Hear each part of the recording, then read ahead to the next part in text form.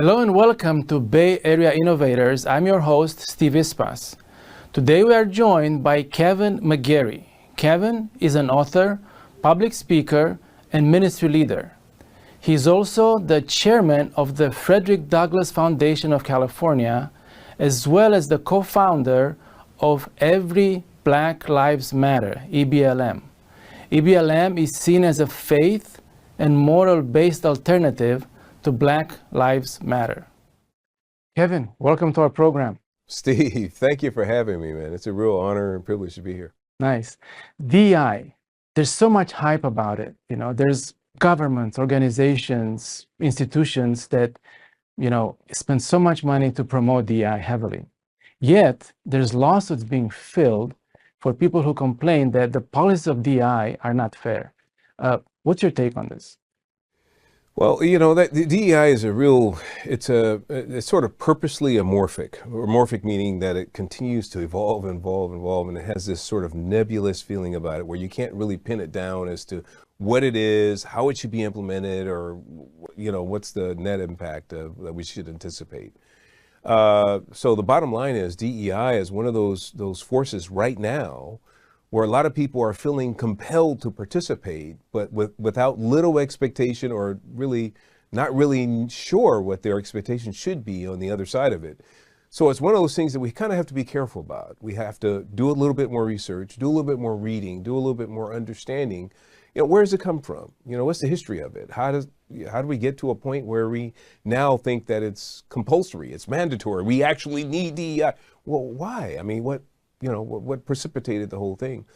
And so when you can answer those questions, then you can sort of decide, is it something that is, good, useful, and altruistic, or is it something that, maybe is not so good, not so healthy for a workplace? I read an example of, there's a professor who is being asked to implement DEI in his classroom, and he teaches chemistry. How can he do that? Yeah, so there are some subjects that it just does not translate well to. I mean, chemistry, mathematics.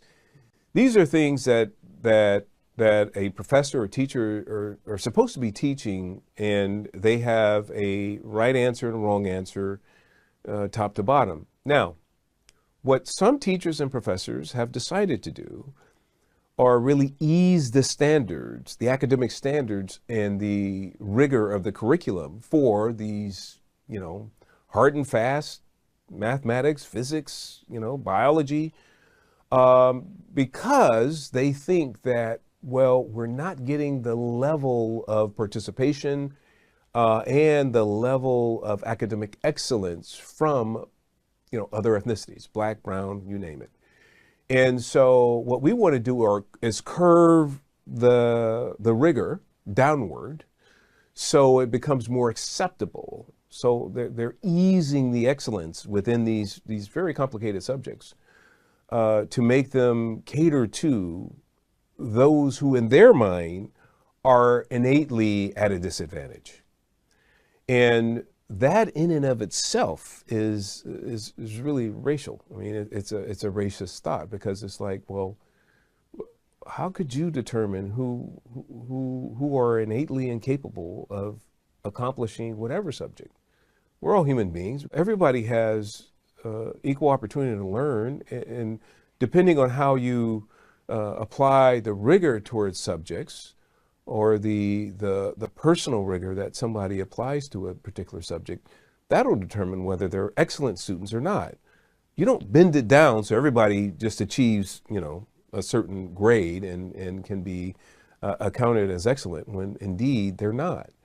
So we see that within Harvard, Yale, and other large, Ivy League institutions that have historically been had a rigorous academic standard. They're now bending their standards downward to try to accommodate what they would think are Black and brown and other ethnicities, so they can achieve more. And this is a disadvantage, not an advantage. Over the weekend, I actually read your book. This is like your sixth book, right? Yes. It's called DEI in 3D. I'm going to put it right here. I read it right through. No, It's an awesome book. It's an awesome book. Yeah. I'd like to talk about it. So first thing I want to ask you about it is the connection between Darwin's theory of evolution and DI. I don't think most of our audience is familiar with that. So Yeah. That was really illuminating for me because I didn't know what to expect, right? So I took a look at history and realized that, well, wait a minute. So Charles Darwin wrote, his first book was Origin of the Species, and he talked about that. And it was, the subheading for that was For the Preservation of Most Favored Races. And I'm thinking, Darwin, most favored races. Wow, why would he say that? For a renowned scientist to say something about races being favored, that was new thinking. There was no thought that races are favored or disfavored prior to Darwin making this audacious proclamation. Now, here comes Darwin in the 1800s, and Darwin writes his first thesis, again, Origin of the Species, and for favored races. His second was The Descent of Man. He goes into a lot more detail what he meant by that. So he documents that, look, whites have fully evolved. We plateaued. We were the first. Remember, you have to remember, evolution and evolutionary theory is based on the fact that Darwin believed that various ethnicities evolved over time and various rates and stages over time, right?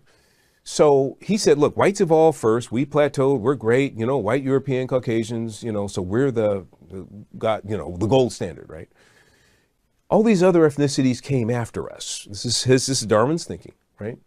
Then he says, by the way, you look at the blacks, Africans, is what they call them. He says you could see that they're still, they're subhuman. They're apes, gorillas, and savages. So he made this, he made the equivalency with blacks, and not even being human, first of all, I think it's bad enough, but then he made the equivalency with blacks being synonymous with gorillas and savages. So there was this obvious distinction between whites, other ethnicities, and then even with the other ethnicities compared to blacks, blacks are really. And so you take a look at that and you think, wow, so this is where this first thinking comes in. Now, the way that unfolded as it relates to DEI is that we began to see that it was acceptable and encouraged that because they're subhuman, you can't expect them to do, even during Reconstruction, you can't expect these people they're still trying to climb the scale. They can't do, regular labor or any serious work. They don't have the serious education that everybody else does. So you can kind of treat blacks any old kind of way. Unequal treatment is fine. It's because they're not even at our level, right? They may not have said that, but that was the thing that was sort of cemented in them as a result of Darwin's works. We're being treated like way less than, right? So that's when we started with, hey, I am a man, these types of campaigns. And then this is when we started in earnest with our civil rights movements that came after that with Dr. Martin Luther King and that. And that did tremendous, it helped accelerate Black progress tremendously. When Dr. Martin Luther King makes this proclamation that we should be treated equal, then we had this real sea change in recognizing that blacks can actually help, encourage, facilitate, be a part of the organization and help it grow. So then becomes, well, how do blacks then manifest as part of not only growing an organization, but actually being represented at acceptable levels within hierarchies and all of that in these organizations. And so that's where some of this newer DEI stuff came in. They said, yeah, blacks are accepted, but look, we're still not represented here, and here, and we're still underrepresented in these corporate arenas. So this is kind of how that came about. But it was all based upon the premise and the foundation, if you will, historically, that kind of, ingrained in our mindset that blacks are a different kind of people. They're just different. They're a different kind of people. We can treat them different. They're innately incapable of doing certain things. And we see that still being played out in some circles. That's fascinating. The next item that I found very interesting in the book as well was the connection between Karl Marx, who of course is the founder of communism in modern times, and DEI, and what's going on there. Yeah, so in the book, what I do is I try to lay it out like if you're going to build a house, right? So we say, look, the foundation and the cornerstone, this gross proclamation that blacks are just subhuman and apes and gorillas and savages. Foundation, cornerstone, unequal treatment is, of course, you're going to treat them unequal. They're not even really one of us yet. I mean, they're still trying to grow. The inner walls of the structure that we're trying to build euphemistically is built on the foundation being Darwin, and then the walls, the inner walls being Karl Marx, because all of his inner workings has to do with collective action. It's not about the individual anymore. So it's not individual meritocracy. It's about, no, do you have blacks at this position in your organization? Well, of course not. We're in Podunk, Iowa. We only have probably 50 blacks in the entire little town. We don't. Well, that means collectively we as an organization need to go out and get those couple blacks, put them in these positions, whether or not they're competent, skilled, understand what we do or not. They need to be represented. This is kind of the equity piece, right? And so we have now collective action within organizations and within small groups and within communities that are being encouraged by way of Karl Marx and Marxist thinking.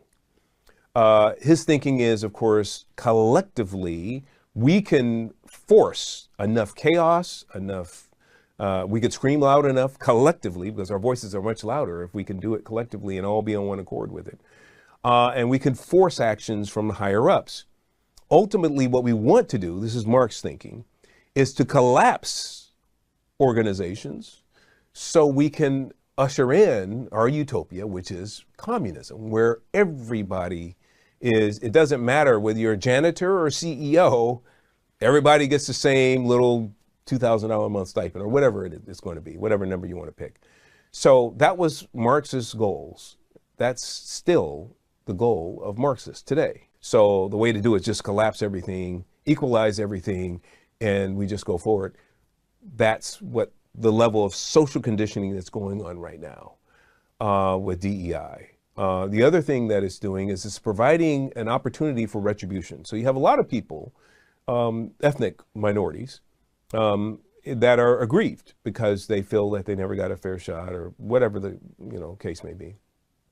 They're bitter and aggrieved, and they get in these positions, these DEI executive positions, and now they have an opportunity to use the hammer. And so the reason why we see a lot of these lawsuits now that are coming out, Starbucks has a huge lawsuit, other large organizations, lawsuit, Seattle has a huge lawsuit that just was filed last week about DEI and how it's displacing fully competent people who've been on board, doing the job for 20, 25, 30 years, being fully displaced with no justification other than, hey, well, we want a better, more diverse workforce, so now your job is being, sacrificed to that degree. So now we see that that's trending, and this is retribution. This is now the DEI's officers' opportunity to actually have wanton retribution on whoever they want. And unfortunately, a lot of times that's it's people that have a little less melanin than I have, and they're being shown the door. And so this is not America. This is not an American notion. This is not about competency, skill set, or meritocracy that we've been built on. This is now about equal outcomes, equalizing outcomes. And this is where the danger is, right? You talk in your book about the Communist Party and / Marxism pretending to help different groups, but in reality taking advantage of them. Can you explain that a little bit? Yeah, so in the book I use black, so there's two, there's Thomas Peterson, and then there's, I forgot his name. His name is escaping me now. Well-known black former communist. Both are former communists, right? So here's the thing. They actually went through all the communist training and all that. And what they realized is that the communists, the real incentive or the real premise of the communist mindset as it relates to blacks, I'm not talking about others, but as it relates to blacks, is we can get, these people are excellent at collective action because we can manipulate them to the point, get them agitated to the point that they get others in their community who are like-minded, agitated to a point where we can start riots, we can start these collective actions across the city in these different ways. But this group is easily manipulated, is what the communist mindset was. So we're going to focus in on blacks and their anger and frustration at not being accepted by, you know, America or America's society or white America, whatever it is. And we're gonna keep poking that so they could really get, and then we'll get, because they're loud and they're proud and they're riotous, and we can get a lot of collective action from the black community. So it was all about manipulation. And it was a racist mindset because, again, Marx was a horrible racist. I document as well in there. But it wasn't about, hey, we want to help empower blacks or we want to make sure that they're given true equal opportunity. It was, no. We're going to manipulate, deceive these people, tell them whatever lies we can tell them because they can get the party started with you know, riotous actions and collective actions with a lot of people that will really bring out a lot of change because they've done it in civil rights marches. They've done it over time in all these other ways. We know we can manipulate this particular group of people to actually carry out our communist goals. So blacks, even to this day, are being used as pawns for communists. Communists and, you know, socialism and communism is not sincere when it comes to the black community. If they can use us to help us to get enough, you know, cultural agitation and societal, you know, breakdown, they'll do that, and that's what they're doing. In the third part of your book, you talk about the dilemmas of DEI and the manipulations that happen. Yeah. Talk to us about that. So the biggest dilemma that any DEI, you know, you say they beat their chest, hey, you know, virtue signal, say, look, I'm a DEI professional and I believe 100% diversity, equity, inclusion, everything. And then I ask the question, oh, okay, so that means that you stand against Planned Parenthood as they target the black community for extermination, right? Well, no, we partner with Planned Parenthood. Excuse me? So how does that's a clear dilemma. Okay, so for your listeners' sake, Planned Parenthood was founded, and it's not even debatable. It's not debatable. Was founded on the premise that they wanted to exterminate the Negro population. This is Margaret Sanger, founder of Planned Parenthood, who was a eugenicist, who says, she was talking to a Procter & Gamble heir, I forgot the Gamble's first name, but she was talking to him. She said, look, we don't want the word to get out, but we want to thoroughly exterminate the Negro population. That's why. And so she started this with family planning clinics in order to do this. So what that has meant is today, blacks are being born at this rate. All other ethnicities in America are being born at this rate. The delta is huge. And so if somebody is sincere about diversity, you would think that they would see this is crazy, that you're purposely targeting blacks because you have a racial agenda to exterminate them. So at the very least, I should not be partnering with Planned Parenthood. I should be standing for blacks being born at the same rate that everyone else is, because my goal is maximum diversity, right? I mean, this is diversity, right? Maximum equity, which in their minds means equal outcomes. How do you have equal outcomes when you advocate with partnering with Planned Parenthood as their primary goal is to have, unequal outcomes, right? Summarily exterminate as many blacks as you can compared to everybody else. To this day, some people say, well, that was why she started, but not, well, to this day, no. And the reason why I say to this day is over 80% of all Planned Parenthoods to this day are within walking distance of black and brown communities across the country. So you can't say, well, that was an old strategy. Well, no, it's going on right now.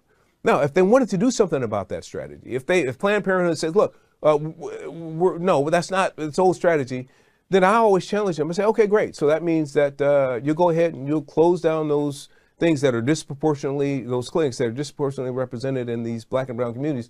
And you're going to go ahead and put as many Planned Parenthoods as you can on the back end of every Target and Walmart in the country, because that's where women generally congregate. So all the demographic research, you don't have to do any more demographic. It's all done. Just put your, and that's fine. And then we'll agree that maybe you're just going after women and helping them with their services.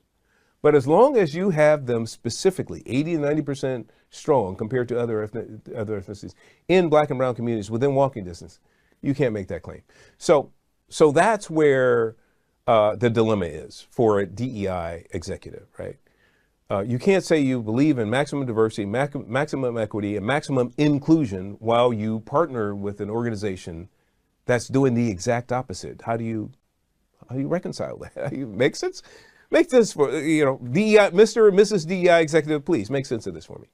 Yeah, go ahead. So the second dilemma is writ large, pretty much en masse. DEI executives are anti-school choice. Now, here's the problem. If you really want to make a difference in the outcomes for Blacks, you would be 100% for school choice, unequivocally. You would say, look, we need Blacks because we learn different, we may have a different learning style. We need all kinds of, homeschooling, charter schools, private schools, parochial, whatever, for the parents to be able to determine where their child can best flourish. Because every child's different. Everybody has a different learning style. So when we keep them, however, tethered to public school systems without a way out, and all of the public school systems pretty much across the United States are failing, or the overwhelming majority. It's not fair for me to say all, but the overwhelming majority, especially in urban areas, they're failing. So how does that then allow you to have, an equal outcome of a person graduating from inner city, let's say inner city Detroit, and then expecting them to go to Yale and become a, top-notch, engineer, when that's not even in their mindset? What they're being taught in that already failing school district is just not enough to even get them to college. And even if you do bend the curve down in these college admissions, which they're doing, to accept them in, a lot of these kids, they're at such a gross disadvantage because they've never really learned how to study with that kind of rigor to be able to even get out, or, to master the subject long enough to hang in there and to graduate. So we see a huge disproportionate amount of Blacks and browns that go to college, but not finishing college. And it's because they're not appropriately given the opportunity. If we just had the opportunity, there's nothing that Black or browns cannot do as it relates to meeting any academic standards. I'm absolutely convinced. But if we do not allow them the opportunity to at least have equal access to quality education, then that's when we run into these problems with DEI and these dilemmas that are posed as a result of DEI. Kevin, thank you so much for this explanation. What are some of your solutions that you think could fix this problem of DEI and to make it better and make it actually functional?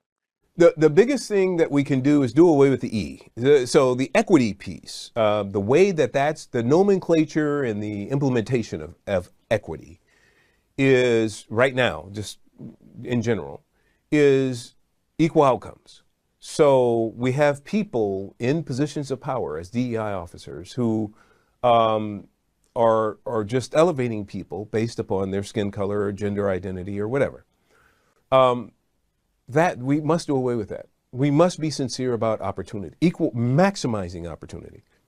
I don't think that we've done enough in the opportunity area. So one of the examples I give for really maximizing opportunities is we must restrict the temptation to go to our bar buddies, or go on the golf course, our golf course buddies, when they say, look, hey, you got a child, your son, he's graduating a year or two, and I got this business. I'll make sure I look out for him. I'll get him on. But my daughter just graduated. You're in position of power there. You work it out. Oh, don't worry. I got her, Steve. I'll go ahead. I'll open up. See, that position now that's being created for this person is not a position that's really giving maximum opportunity. When we have that being done multiple times, and it's still, the Old Boys Network is still a great network that opens the doors for a lot of people. But when we do that, we're actually limiting our ability to actually become wholly diverse. Because chances are the people that we go to the bars with, the people we hang out with, they have a similar mindset. They have a similar living arrangement. They have a similar, either gender or ethnic identity. So when people in positions of power just continue to hire based upon friend networks and this and that and this and that, then we begin to have an organization that's then growing. It's sort of organically growing, but it's organically growing with the same type of people, right? And so that presents a bit of a problem when we say, look, diversity is really our strength. Diversity can be our strength, but we have to be serious about it. And that means, look, as much as I'd love to hook up your daughter or your son when they come, we have a process we have to go through. And it's because of our commitment to make sure that everyone gets a maximum opportunity to participate in our organization and becomes a top-notch innovator, leader, team leader. And so we're going to have him, her go through this process. They're welcome to join us, but I can't do it that way because of our diversity standards. So we should be honest with one another. Look, we're committed to this thing. It's not just something that we can virtue signal with. This is something that we're actually committed to doing, and therefore we have to allow the process to play out from a truly equitable opportunity, maximum opportunity perspective, right? Kevin, thank you so much for your time. Really appreciate it. Again, Kevin's book is DEI in 3D and can be purchased from Amazon. Thank you for watching another episode of Bay Area Innovators, and we'll see you next time.